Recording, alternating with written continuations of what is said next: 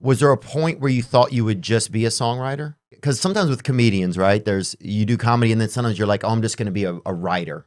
And I'm going to write for like a late night show or like a Fallon or like which you were just on or like, or I'm going to write for a comedian. Yeah. But I don't know if the dream ever goes away to just do comedy, but sometimes life gets in the way. You'll get a family or something. I didn't want to have to choose. I was like, I can do both. I'm going to be a songwriter. I'm going to be an artist. I'm going to do it all. But I had somebody who I was working with at the time who made me believe you can't be both. He was like, really? You got to choose. Are you a songwriter or are you an artist? And I'm like, I'm both. He's like, no, but you got to really. And I'm like, no. Look around at some of the most successful artists. I mean, decades for decades, They write their own stuff and they sing their own stuff. And it doesn't mean that I'm opposed to, cutting outside songs. At the end of the day, like I said, the best idea and the best song wins. But you can do both. Look at Morgan. Look at Hardy. Look at all the guys. And look at Ernest. He used to pitch for Lipscomb. That's what I'm saying. Like, you can do it. You shouldn't. Being creative, you shouldn't be scared to step outside of the box. And in my opinion, that's not even really stepping outside of the box. It's just singing the stuff that you wrote. Yeah. And who's going to sing it better than you? He was so wrong. That really seems to, that amps you up. I'm ready to fight. Dude, I'll fight. Yeah, you can beat the shit out of me if you want. I've been beaten by women. I might. They going to put it on the camera, or we going to do it afterwards? I mean, we'll do whatever y'all want, honey. Look, we'll do whatever the people want. Look, I'll open a Bible. You can beat the damn devil out of me. That's going to be hard to do. That's going to take a few Bibles. It might take an hour, yeah. We're going to give Mandolin a Bible, too. We're going to beat the shit out of you. Sometimes it's going to take you a little longer than some folks. I mean, I moved to this town and people were passing me up left and right, getting publishing deals, getting record deals. And at the end of the day, sometimes slow and steady, is better. And I feel like I've been trying to do brick by brick, just one thing at a time, because I want longevity.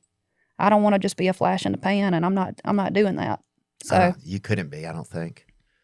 I don't see how it would even be possible. And it's funny because if I listen to Heart Like a Truck, right, but you're 24 years old, it's not, I don't believe that. Yep. No, I've been through some stuff. Yep. And I'm proud of it. It's been hard. I mean, there's definitely times where I wish it wouldn't have been that way. I mean, even it's weird because like I'm experiencing like really great things with my career right now. Even when I was filming Yellowstone, I was going through, like, we were losing my daddy. He ended up surviving, but like he spent 2 months in ICU, and I was having to, actually a few of those scenes right there. I would go over to the corner and cry and then come back and then shoot it again. And it just seems, sometimes I'm like, man, am I supposed to go through these things so I can be more relatable to people and be more understanding and be able to write the kind of music that people are really going to connect to and listen to? And that's kind of what I chalk it up to sometimes, because, I mean, life ain't easy. Yeah. It is what it is. You just got to keep rolling. Yeah, and sometimes it's like, I don't know, I feel like sometimes, like, God has a way of reaching people, right? And not to make it religious or anything, but it's like sometimes you're just part of that way. That's right.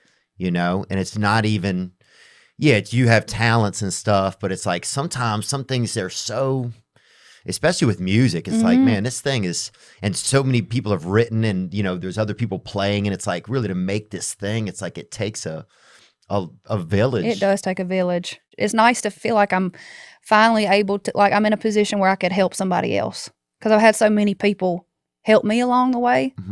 It feels good to be able to do that. Just even inviting them on the road, My tour is completely sold out. Yeah. We're even moving to some bigger venues, so it's exciting stuff considering, I mean, that's so last cool. year looked different. I'm not going to lie. It's crazy. Really? Yeah. I mean, I played March of last year in Tuscaloosa. We had a hit with Things a Man Ought to Know, and Never Say Never with Cole Swindell was just, it was killing it at that time too.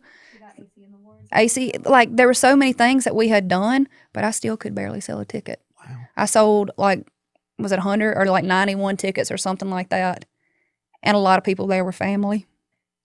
And it was like, where is this not connecting? Like I feel like we won some awards, we got some number ones, but still at that time I was pretty faceless. I think that's what happens with a lot of artists. So explain that to me when you say faceless, because this is Yeah, interesting. I think a lot of people know songs on the radio. I think during that time, if you would have asked anybody who listens to country music, like, you know that song, Things a Man Ought to Know, they all would have said yes, but they did not know me. Mm.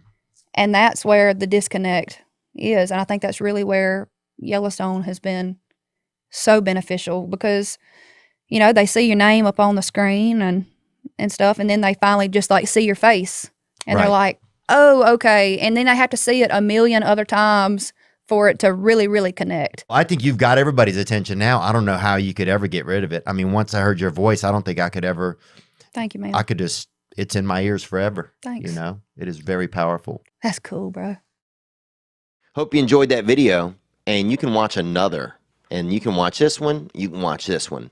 Different options, different choices. Some guy just brings you one option, not this guy. Two options. Watch one, this one or this one.